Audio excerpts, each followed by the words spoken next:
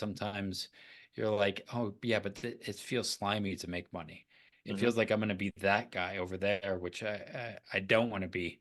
Hmm. I don't want to be just showing my Instagram um, Ferrari or whatever Conceded, that I yeah. really don't A lot, have. and actually, I Mhm. do kind of reference that in my first book, Swiftly, is when you have the skill and when you have, like when you want to work, because I believe you, Mhm. the number out there was like most of the people out there just want a job and want to be told what to do. They don't necessarily want to come off as conceited. They don't want to do necessarily anything that's going to mess up that regular check, that comfortable job. That's the Mhm. mindset that the school teaches.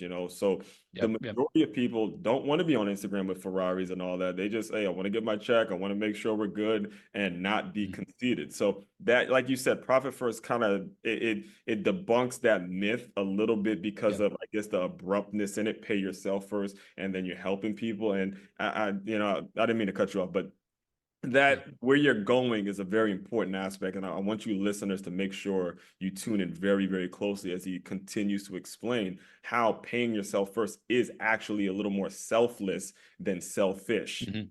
The opposite Well, of what the way school thinks is make you selfish, but it's a paying yourself first that is actually selfless. So go ahead. yeah, and then there's a guy, A.G. Gaston. I don't know if you're familiar with the civil rights movement, but A.G.